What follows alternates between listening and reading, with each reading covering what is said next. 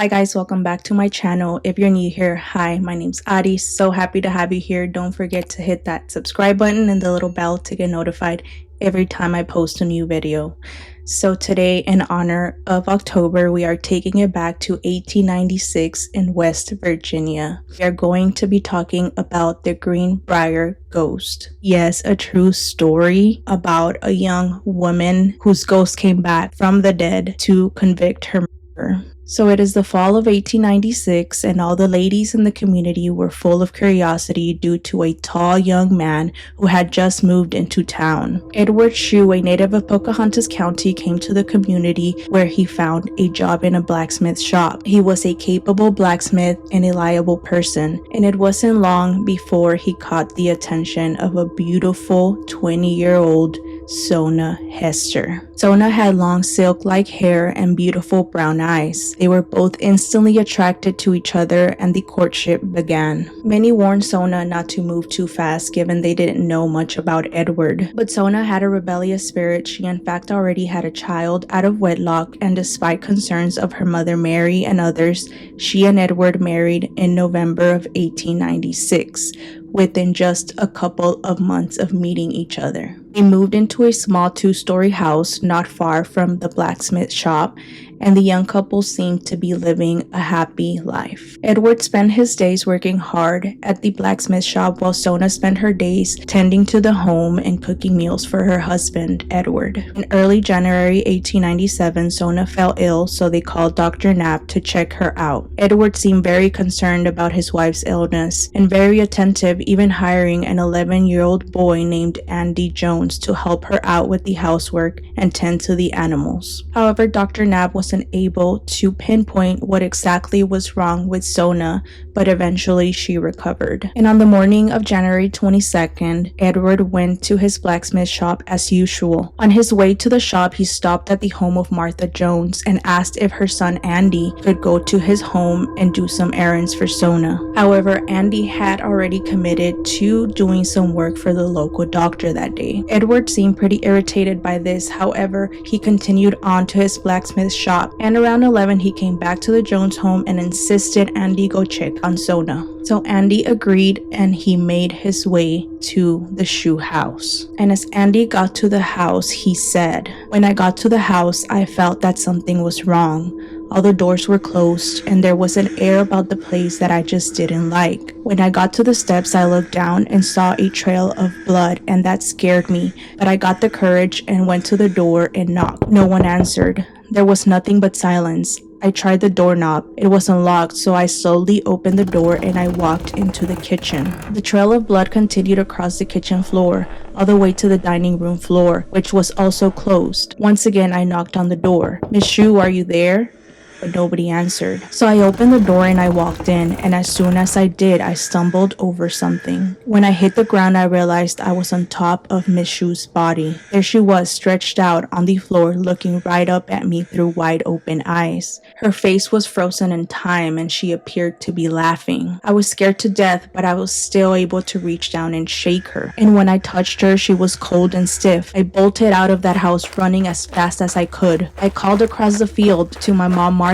"Miss Shue is dead. Miss Shue is dead." She ran to the house to check on Miss Shue, while I ran to the blacksmith shop to tell Mr. Shue. When I told him what I found, he yelled. And with his boss, they both started for the house while I ran to get Dr. Knapp. By the time Dr. Knapp and Andy got back to the house, Edward had already picked up Sona from the floor and placed her on the bed, and he was holding her head in his arms, pleading for her to come back. Strangely, although nobody had thought about it at the time, Edward had already dressed Sona in a long gown for her funeral, placing one of those old-fashioned high stiff collars around her neck, holding it in place with a scarf. Dr. Knapp immediately attempted to revive her, and throughout his efforts, Edward continued to hold her head, refusing to let the doctor examine it. Dr. Knapp felt awful for Edward. He had just lost his wife. Finally, Dr. Knapp turned and said it was an everlasting faint, a 19th century term for a woman's unexplained death or a heart attack.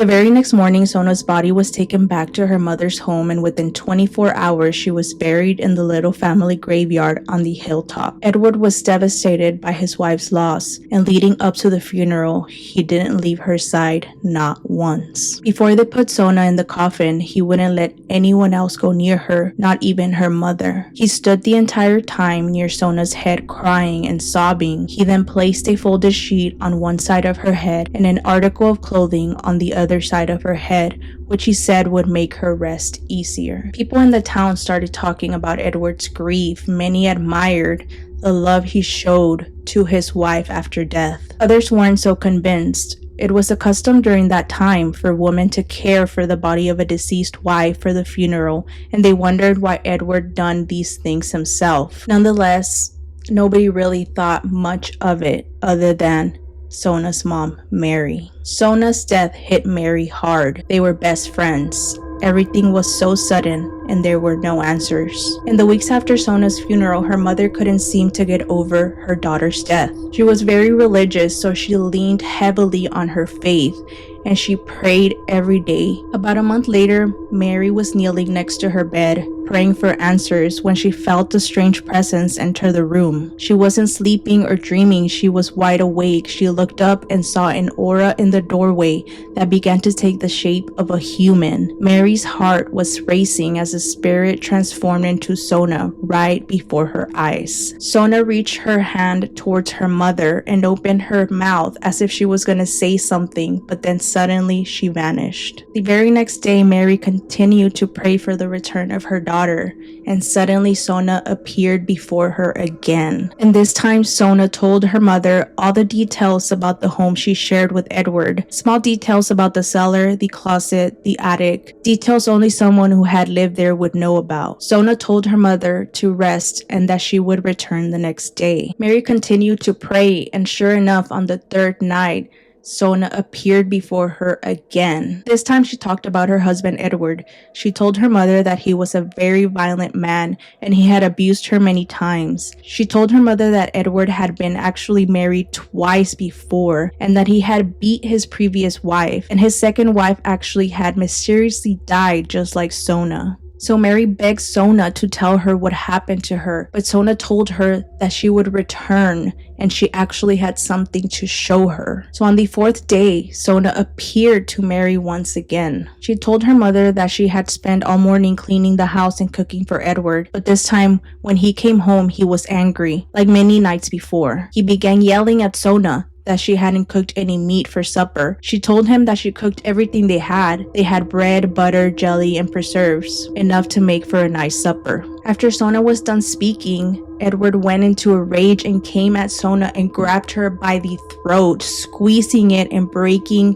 her neck. He then dragged her body to the foot of the stairs and he left her there. And Sona told her mom she had something to show her. And with that, Sona spun her entire head around 180 degrees to prove that her neck was broken. She disappeared and never returned again. So Mary began telling her neighbors about her daughter appearing before her and talking to her. And of course, many of them just thought that Mary was a grieving mother and she was out of her mind. But Mary's sincerity began to have its effect, and her brother-in-law, Johnson Heaster, was the first to be convinced. Others soon became convinced that the story was true. Mary and her brother-in-law went to Lewisburg prosecutor John A. Preston. Mary spent the entire day telling him what Sona had told her. Obviously, the prosecutor did not believe Mary at first, so he called Dr. Knapp, the doctor that had examined Sona. Dr. Knapp admitted he hadn't fully examined Sona as he felt sorry for her grieving husband. With this new circumstantial evidence, the prosecutor summoned Edward and the doctor, and the next morning, the three men headed to the graveyard to exhume Sona's body. They began digging until they reached Sona's coffin. They loaded her casket on the back of a wagon and took it to a nearby schoolhouse, where they opened the coffin up and began examining the body. The prosecutor forced Edward to remain in the room with Sona's body while Dr. Knapp examined it for the next 3 days. All during the examination, Edward sat in the schoolroom with a knife in his hand, whittling on a stick. He seemed unconcerned until the doctor began removing the collar from Sona's neck. Edward became noticeably anxious. There was bruising consistent with fingers being wrapped around her neck. Her windpipe was crushed and her first and second vertebrae were broken. So immediately Edward was arrested and charged for Sona's murder. An investigation into the background of Edward revealed he had been in prison and had been married twice before, and the wives had died under strange circumstances. One wife was supposed to have died from a broken neck when she fell from a haystack, and the other wife died while helping Edward to repair a chimney. He was on top of the chimney and his wife was placing the rocks in a basket with the rope attached to it, and as the basket was drawn up, the basket turned and dropped the rock on the head of his wife. Edward was taken to the jail in Lewisburg, where he was held until he was indicted by the grand jury, and his trial began June of 1897. Sona's mom, Mary, testified that Sona had returned from the grave and described to her how Edward murdered her. The jury took just 1 hour to convict Edward of first-degree murder. The sentence did not satisfy everyone, and in July of 1897, a group of about 15 to 30 men assembled to form a lynching party. They had purchased a new rope and were all armed when they started towards the jail. The sheriff was alerted by a man named George M. Hara. Had it not been for George alerting the sheriff, he surely would have gotten lynched. The sheriff hid him in the woods a mile or so from town and until deputies were able to disband the mob and return them to their homes. Edward died in prison 8 years later from an epidemic that swept through the prison that spring. At that time, the prison commonly buried unclaimed remains in the nearby Tom's Run Cemetery, for which no records were kept until 1930s. And thanks to this, no trace of Edward's shoe can be found today. Mary Heaster died on September 1916 without ever recanting her story about her daughter's ghost. And as for Sona, her ghost has never been seen again, but she has left a haunting historical mark on Greenbrier County. It is one that is still being felt today. In fact, a roadside marker along Route 60 still commemorates the case. It reads, "Interred in nearby cemetery is Sona Heaster Shoe. Her death in 1897 was presumed natural until her spirit appeared to her mother to describe how she was killed by her husband Edward. Autopsy on the exhumed body verified the apparition's account. Edward, found guilty of murder, was sentenced to the state prison. Only known case in which testimony from ghosts helped convict a murderer," which is crazy. This is, in fact, a true story, guys. I thought we'd do a little ghost story, but what do you guys think? Do you guys believe in ghosts? I personally do, and I really hope you guys enjoyed this video in honor of October and Halloween. And as always, leave your thoughts in the comments and remember to remain respectful, and I will see you guys on the next video. Bye, guys.